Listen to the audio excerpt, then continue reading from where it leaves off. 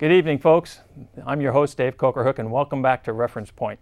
This evening, we're going to have the second segment of our discussion about the automobile repair industry. And with me again are the guests from the industry itself. I have Mike Kusa, who owns the Auto Trend Diagnostics in Campbell. Dave Kusa. I called you Mike, didn't I? Okay. Well, then that wasn't too cool, was it? I know my bill will be high next time. Cliff Greenman here is the general manager over at European Auto Works in Mountain View. Jim Payne, I did that one right? That's Jim correct. Payne, That's with the driving machine in Cupertino, and Larry Moore over at Larry's Auto Works in Mountain View. So, gentlemen, welcome back. I appreciate you coming again. And this segment, we're going to talk more about the things that you need to know if you're going to be an informed consumer. If I'm going to come to the get my car fixed, what is it that I need to know about? What am I going to do right? What am I doing wrong? The things that I grew up, when I was growing up, one of the big things that I remember is, okay, it was drilled into me, your car, you need to take it in for an oil change every 3,000 miles because you need to take it in for an oil change every 3,000 miles. Mm-hmm. And then back then, too, they were replacing the transmission fluid periodically and stuff like that. And there's a lot of people from my age bracket that are still behaving that way with the cars that they have now, that they may have, it may be a 5, 7, 10, 12, 15-year-old car, but they're treating it like the cars we had in the 60s. Is that a good thing, a bad thing, or an indifferent thing? Well, the concepts are still good. The fluids are the lifeblood of the vehicle. No question about that. The good news is that the construction of the vehicles has changed, and it's much better than it was. Tolerances are much clearer. The filtering systems are better. There's a lot of things that affect it, to the point where the old dogma of 3,000 miles, especially in the climate we have here. Yes. If we were in the middle of a much hotter area, or where it was much dirtier, then it might still be a very good idea. But by and large, the intervals are much longer now than they were before. Some of the manufacturers, BMW is what, 15,000 they say on some of them, or that they'll go as much? I'm not saying they would, but the manufacturers seem to feel that they could even go that far under the right circumstances, with the right oil, with the right filters, etc. So I don't think we can throw everything out the window that came from the 60s. The concept is correct. We need to make sure that the fluids are kept in good shape so they can do their job and do what they were designed to do. Mm-hmm. But the intervals and the reasons for doing it are different now than they used to be. Yeah, I think one of the key things is that there are older and newer vehicles. So the older vehicles that were running on a mineral-based oil still need to keep that 3,000 to 4,000 mile oil change in mind, because they've got higher combustion bypassing the piston rings, getting into the crankcase, depending on the driving environment of what that car is. I mentioned in my vehicle in the last segment that it had over 300,000 miles on it because of routine maintenance. That's how it got there. Otherwise, it may not have made it to that level. And that was a customer of ours who brought it in every 3,000 miles and had that oil changed on it. Not only does the oil get changed, but it's an oil service. It's not just a drain and fill like a quick lube place. It's an oil service is what we provide. That's what all of our shops give, and that's what most ASCCA members will give. And that's to look the car over, because I'm not going to see that car very often, and it's a very important piece of machinery that you're driving. It's a very complex piece of machinery, so we want to take good care of it for you, and the only way we can do that is to have the time to look it over. You don't walk up to your doctor's window and say, I got a cold, give me the medication, I'm leaving. He's got to sit you down and talk to you and find out what's going on. Same thing, we want to look at that vehicle, we want to talk to you about how it's been doing, we want to take the time to make sure that we're prescribing the right medication for you, that we're getting it in there. Some vehicles can go longer. We have some vehicles that don't get driven very often, but at least once a year we're going to change that oil and filter in that car and make sure that we get the acids and the combustion byproducts and the moisture out of that crankcase so that it doesn't create more of a problem than it does good. Longer term maintenance is better with synthetics. They certainly can go longer. It's better oils. Filtration is probably the downside of it, because the filters don't have the capacity to run as long as some of the oils will.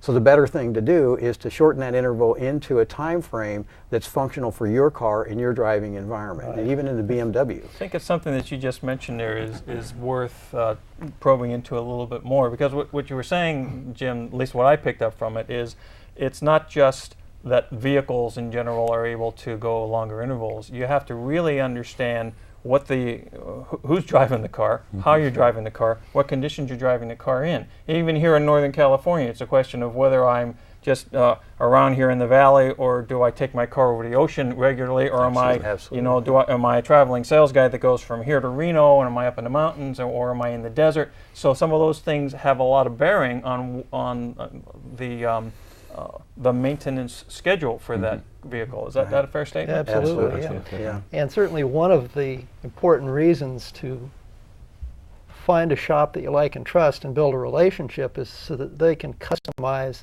or tailor a maintenance program for you. We have a lot of customers, as Larry said, here in the Bay Area, a very moderate climate. Doesn't get real hot, doesn't get real cold.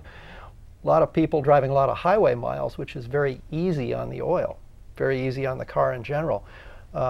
Just to use a specific example of all the new German cars. All the cars that we service, Mercedes, BMW, Volkswagen, Audi, and Porsche all have recommended oil service intervals from the factory of at least 10,000 miles.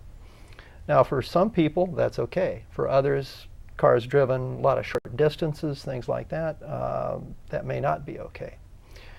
But yeah, as Jim said, oils are so much better these days. With the proper oil and the proper filter, it's okay to go those extended intervals. And I believe, with the exception of BMW, well, all the German manufacturers have oil specs. They're like military specifications.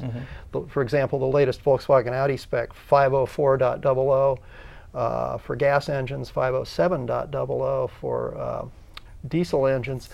The oils that are recommended have to meet certain minimum specifications, certain minimum test requirements. And I'm glad you know what that means, well, because it meant absolutely nothing to me. But with the exception, I believe with the exception of BMW, all the manufacturers have lists of approved oils. Oh, okay. So if you find a shop that knows their way around German cars, they'll be using an approved oil. Okay. Right. That's, this manufacturer's recommendation and specifications thing, I think, is something I want to ask a question about, because I remember whenever was it we were sitting around the first time we met, we were talking about the impression that I had of whether or not, if you take your car that's under warranty, under manufacturer's warranty, and you're not taking it back to the dealership to get repaired. Matter of fact, the dealerships would rather you know, I worked for a period of time at an automobile dealership selling cars, and it was, you know, one of the things that kept introduce them to the guys, get them on a maintenance schedule. You want to get them to come back to the dealership to get factory service because it's under, quote, warranty, unquote. Are there any implications for the consumer if they are taking their new car to an independent rather than back to a dealership? Well, there's more than implications. I think there's on display over here. I believe you brought that in. The display sign. The Magnuson-Moss Act explicitly says, and it's not just cars. This is for any piece of equipment, anything that's manufactured. The manufacturer cannot require that you return to them in order to keep the warranty valid. They can require that you have certain operations properly performed. Okay. So the key is that you take the vehicle or the washing machine or whatever it may be to a place that understands what the manufacturer requires so that can be properly performed. And that's another reason to take a car, which is people's second most expensive investment usually, to take it to a place that understands those vehicles, what the needs are, and what's required in order to have that car be compliant should a warranty problem arise. If there's actually a warranty problem, in other words, something the manufacturer is going to pay for, it can be returned to the dealer at any time to do that. It'll just need paperwork to show that the proper maintenance has been performed. It's a little risky for the consumer to do it themselves from the standpoint of that if they can't somewhat show that they're competent to do what they were doing, it could bring question into whether or not they've performed it. If it's taken to a shop that has certified technicians, people who've been through training, the shop is a known shop, again, a certified shop, odds are very good that there's not going to be any issues in that area at all. Got it. And this is where it kind of harkens back to what we talked about in the first segment about training, about the quality of the technicians, about the information that's accessible to you via the network that you have, not just from the manufacturer, but from all the other dealers, or actually literally around the globe, at least in your case, probably in your cases too, Yes. of what's going on with this car. You know, living in the environment that we do, and I can imagine that a guy who this winter has taken his car up to Tahoe and with the higher elevations and the cold weather and the snow and stuff like that, who's usually down here at sea level, things are going to be a little different maybe when he gets back, right? So, okay, well this is very good because this means that it's not a problem for a consumer as long as you're taking it to some place that knows how to care for your vehicle. Absolutely. Okay? So let's talk a little bit more about this thing. You mentioned fluids, okay, and there's more than one type of fluid in a car, right? So I was talking to my daughter about that we were going to do this show, and she said one of the things that she wanted to understand is what's this puddle under my car? Is that something I have to worry about, you know? So I imagine you get that kind of a question when someone comes to your shop too, Cliff, right? I mean, what level of education do we really have to provide to the average consumer? Well, a lot of what we do is education. And certainly one of the things that occurs to me is, well, we, as Larry likes to say, we provide maintenance, more maintenance these days and less repair. A good shop will be proactive and spot problems before they small problems before they become big problems. And I'll give you an example. As I said, I was a customer at European Auto Works since the late 80s. I've been driving the same car for 24 years. In 24 years, the car has been towed 4 times. 2 of those times, the car gave me fair warning, and I ignored it. So twice in 24 years, unexpected towing. I think that's pretty good, and it's entirely or mostly because I think I followed Ralph's advice and trusted in his expertise. Yeah. One advantage of a specialty shop, such as what they've got and how we operate internally, and Dave, because of the range he works on too, is you begin to know the cars. You know what their weaknesses are. I think the last thing anybody wants, myself included, is to ever be stranded somewhere and not have, because I depend on my car to get me where it's going. Right. And just because I theoretically could get it going does not mean I wanted to die. Okay? And if I didn't know how to get it going, I certainly would not want the car to not get me there. So one of the things I tell my technicians when I hire them is that their job is to make sure that that car never arrives without being planned and never arrives being brought in by some other powered vehicle. Yeah. I want that car to drive in under its own power on a planned visit. That's the goal. It's not 100% possible. There are things that can happen that you just can't possibly predict, especially with electronics. But a good tech who knows his stuff can do a very good job of predicting out a few thousand miles in advance and be able to predict that something's going to perhaps be a problem. This is this area, this topic of maintenance versus repair, and I think that's an interesting one to dive into a little bit because you know, again, Mr. Average car owner here, it's like if my car's, if it ain't broke, don't fix it type thing. If I'm having a problem, if I hear something weird going on, I want to take it in. But what you're suggesting is that that's not the smart thing to do. You got to treat it more like you go in every 6 months to get your teeth cleaned as a preventative measure so that you don't end up with a mouth full of false teeth. And for exactly the same reason. Yeah. That's exactly right. Catch them before they're a big problem. I agree, and that's what we were talking about, Dave, is that maintenance schedule, keeping that maintenance schedule that you described as a person from the 60s was a good thing because the vehicle got looked at. And we follow the same ethics as far as if that car is anticipated to return in say 6,000 to 7,000 miles, then anything that's not going to make it from one service interval to the next needs to be identified and addressed, and the consumer needs to be informed of that so he can make a good decision on it. I've had people come in where their brakes were just about to touch the sensor, and I said, you know, you've still got maybe 1,000 miles or so to go, and I said, hey Jim, I'm going on a long trip, you know, I don't want to have any problems with that, take care of them now. So that's the kind of things that we can offer, and we can monitor these items until they need repair. But at least we'll give you as much information as we possibly can. We'll share those hundreds of years of knowledge with you, and then let you make that decision, and we'll honor your wishes as far as how you'd like to take care of it. This goes back to what we talked about in the first segment about finding a shop that you can rely on, that you Yes. can develop a relationship with, Right. where somebody that's actually looking out for your best interest as Joe, car owner. Yeah. Yes? No, I was going to say, I mean, just based upon my experience as a customer at a shop that I trusted and relied upon, it's been very positive. And I think in the long run, if you look at what I've spent over the years on maintenance and repair, it's been a lot less than people who don't maintain their cars. And I have a car that's pleasurable to drive, very reliable, despite its mileage, and it's just a better way to go. It's always easier to schedule a maintenance service than it is to call a tow truck. Right. You can plan ahead. You can get the rental car. You can make arrangements. Right. Whatever you need to do. Your day off, you can fit that in. And repair work or breakdown work is never scheduled. Yeah. And no matter how no matter what you do, it's always at the worst time. Yeah.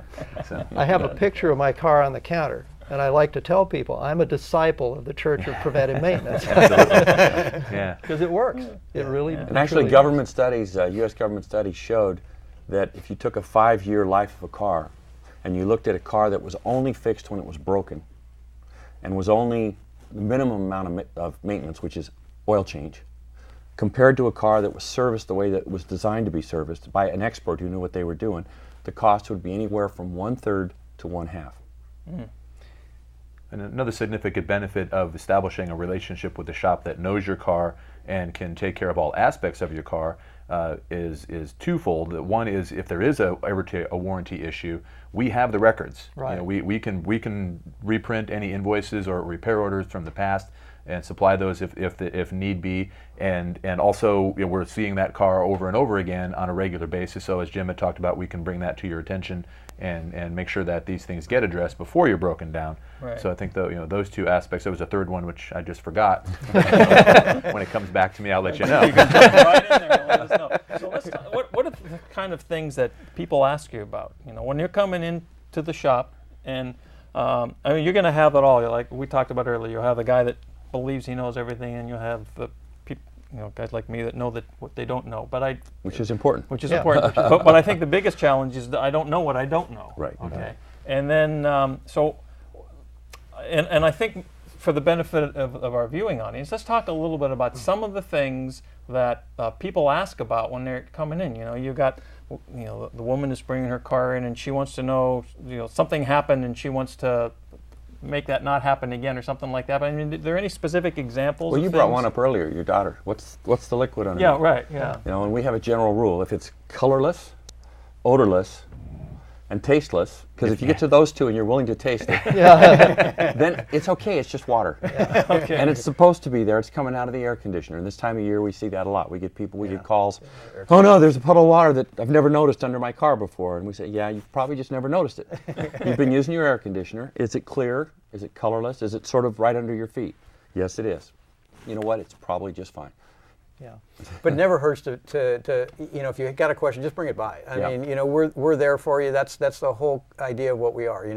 We're like the emergency room and the hospital. We'll take care of everything. Come by, let us take a look at it. Don't be afraid to you don't have a bad question. Whatever you've got on your mind, let us know what it is. And by all means, tell us as much as you possibly can, because it'll certainly make that a quicker experience for you to be able to give us that information, and we'll decipher it. Tell us everything, and we'll decipher what we need and what we don't need. But please tell us as much as you possibly can, and we'll get to the bottom of it. I think a lot of people are concerned if I tell you too much, then they're just going to see dollar signs ringing up. But what you're saying is that's really not the just case. The opposite. It's just the opposite. It's That's just the opposite. We'll get there faster. We'll get it resolved quicker and get you back on the road. The more knowledge, the more information we have of what you've experienced, the quicker we can resolve that issue. Because a lot of what we do is detective work. Mm-hmm. We find you have to figure out what's right to know what's wrong. Mm-hmm. And a lot of the questions and a lot of the observations that the owner can give us can tell us, well, we know that we're not in this area, we're over here.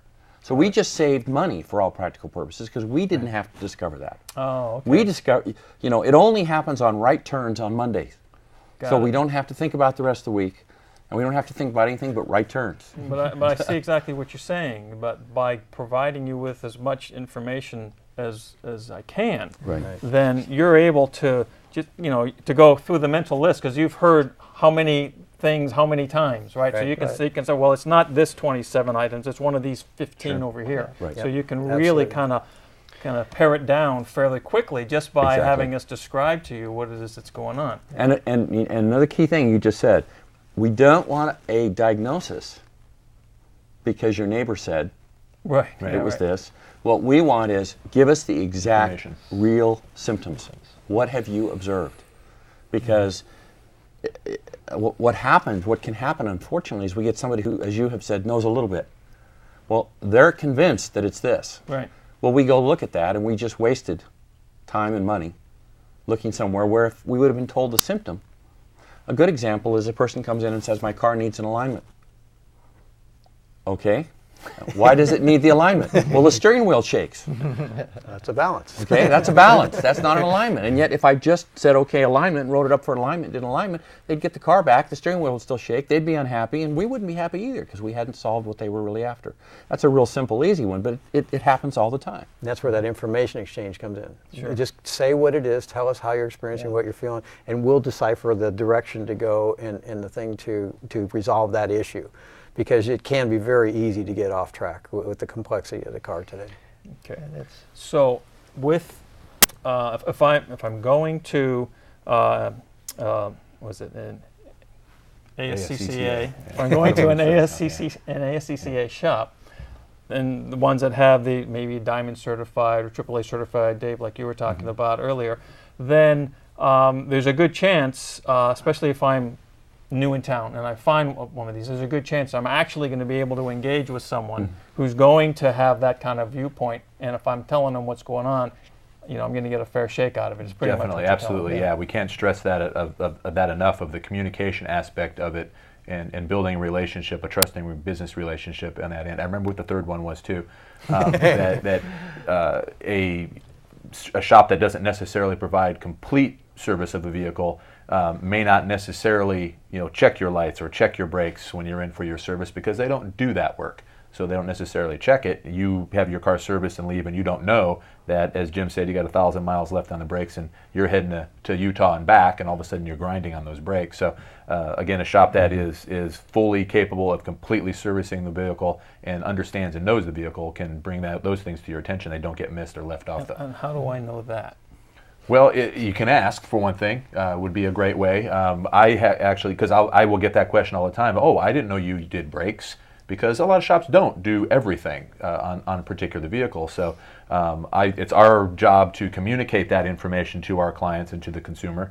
And also, I provide it's a line card, basically, of here's what we do. Right. And so And that it makes information sense is that there may be certain things that require types of equipment that might be too large or too expensive to have in a particular shop. Do you then have reciprocal relationships with trusted colleagues? Definitely, yeah.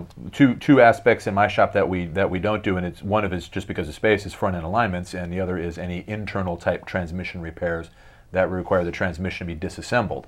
So in both of those cases, I have shops that we work with that I either can refer my clients to, or if we're, as an example, replacing struts on a vehicle, it needs an alignment, we can then take the vehicle directly to the alignment shop, have that done, and they know that we've done what we need to do to make sure that the car is capable of being aligned, and I know that they have the proper equipment, training, and knowledge to properly align the vehicle, so that when you receive your car back, everything is great. There is no more shimmy, and it goes straight. It's actually an excellent way to do it, because in the state of California, anything that we sublet, we have to guarantee as if we did it. So we're going to only use qualified people to do that, because it's our reputation on the line. For instance, we put a 2-year, 24,000-mile warranty, which is probably another thing when you're looking for a shop. yeah, So even if you're not going to be in town, find out what their warranty would be if you would be in town, or if maybe it's a nationwide warranty. But we do that. All of our sublet people put the same guarantee on it, or we won't use them.